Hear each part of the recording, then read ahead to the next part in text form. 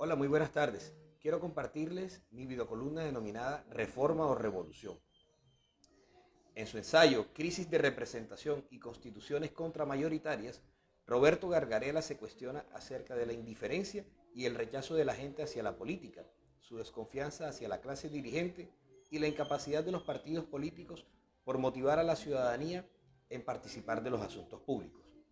En un esfuerzo sintético, el escritor argentino nos brinda unas luces para tratar de comprender y allanar alternativas a estos interrogantes, más allá de las consabidas explicaciones del común. Establece Gargarella que el sistema representativo norteamericano, base de referencia de la mayoría de los sistemas políticos latinoamericanos, caracterizado por la división tripartita del poder público desde los pesos y contrapesos, sistema legislativo bicameral, control constitucional a partir del poder judicial y un poder ejecutivo unipersonal, fue diseñado desde un comienzo para desalentar la discusión pública y delegar en unos pocos la ardua tarea de la razón y la deliberación pública. James Madison, el político más influyente y brillante de la época en que se sentaron las bases del sistema político norteamericano, consideraba que era necesario superar a las facciones políticas, entendiendo a estas como las mayorías dominadas principalmente por la pasión. Se consideraba que existía una superioridad de una casta intelectual que estaba por sobre las turbulencias y locuras de la democracia. Curiosamente, Madison no incluía dentro de las facciones a superar a una en particular, a la facción de los esclavistas, que era la más poderosa de todas. En realidad, el control de las facciones políticas a las que aludía Madison no era otra que la de ponerle freno al impulso de las mayorías sobre las minorías. Era este el principal objeto de la Constitución norteamericana. Estas minorías eran the selected few o the rich and well-born, que en síntesis eran la élite. La Constitución norteamericana fue diseñada para proteger los intereses de esta minoría, de esta élite. Por eso se puede explicar a la luz de nuestros tiempos la escasa participación ciudadana en los asuntos de estricto interés público. Una de las principales características del desdén ciudadano se debe a que no hay sanciones para los gobernantes que incumplen su mandato. Esto es, hay un reino absoluto o cuasi absoluto de impunidad para los que ejercen el poder, lo cual se traduce en una especie de resignación colectivizada. Esto explica en gran medida la escalada de impunidad para diversos actores políticos, a través de diversas maniobras jurídicas y de terror ejercidas desde importantes sectores del poder colombiano. La llamada conexión positiva entre el sistema democrático y la idea de imparcialidad contribuye a que las decisiones sean más justas, por cuanto éstas son de carácter público.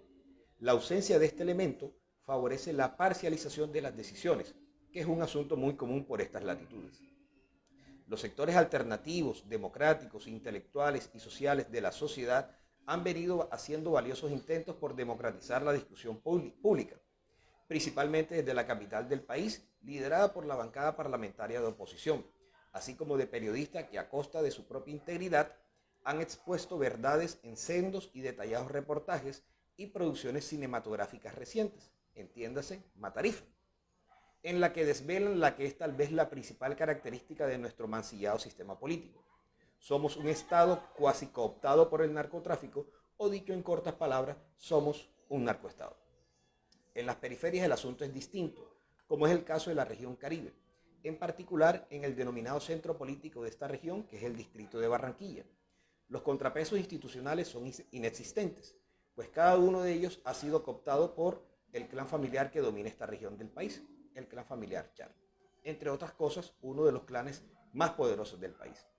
La prensa, el Consejo Distrital, salvo el Consejo de la Oposición, Antonio Borges, la Personería Distrital y la Contraloría Distrital, estamentos e instituciones llamadas a ejercer los contrapesos de la política local, hacen mutis por el foro desde hace 12 años, que es el tiempo que llevan dominando esta ciudad. Y serán 16 años, ya que el actual mandatario, Jaime Pumarejo, es de esa misma élite.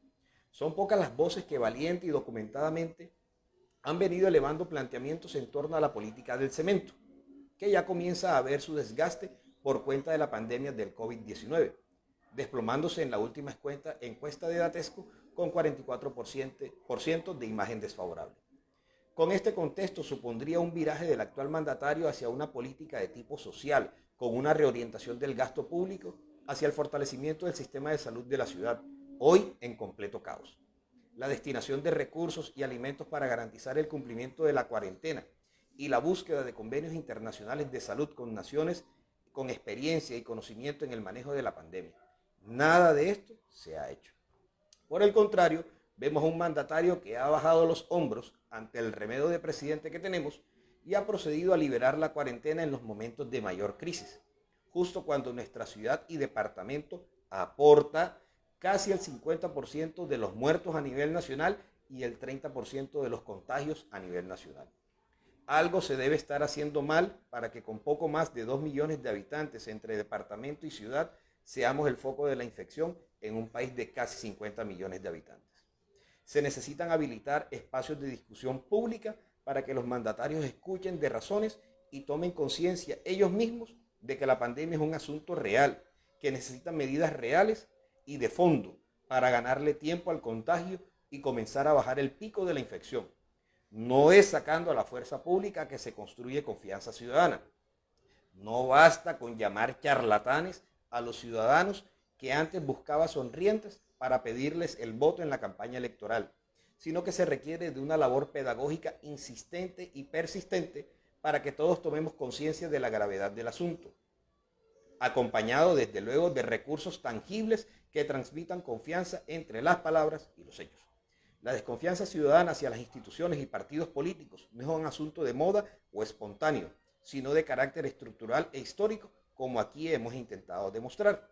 Cuando las instituciones y las personas revestidas de autoridad sucumben ante los momentos de crisis que demandan astucia, arrojo e inteligencia, son las ciudadanías las que tienen que hacer que las cosas funcionen. Lo vienen demostrando las portentosas movilizaciones desencadenadas por el asesinato de George Floyd, que prendió la chispa de la rebeldía en la cuna del imperio más poderoso de la historia moderna. Trump no tiene libreto para esta situación. Sus horas en la Casa Blanca están en cuenta regresiva. Las movilizaciones son herramientas indispensables para manifestarnos contra el descontento social, pero por sí solas son insuficientes para allanar salidas a un problema estructural como la crisis de los sistemas representativos contemporáneos. Vale la pena entablar una discusión acerca de las posibles soluciones a la crisis de los sistemas representativos en el mundo, que hace tiempo dan muestras indiscutibles de agotamiento e incapacidad para satisfacer las amplias demandas ciudadanas. ¿Cuál es la alternativa al capitalismo? ¿Qué sistema político puede crearse para satisfacer los anhelos de las amplias mayorías? ¿Cómo desarrollar las sociedades a partir de un consumo cada vez menos depredador y voraz de los recursos naturales? ¿Cómo producir sin poner en riesgo la existencia de la vida sobre el planeta? ¿Reforma o revolución? Atentamente, Gary Martínez. Espero sea de su agrado. Muchas gracias.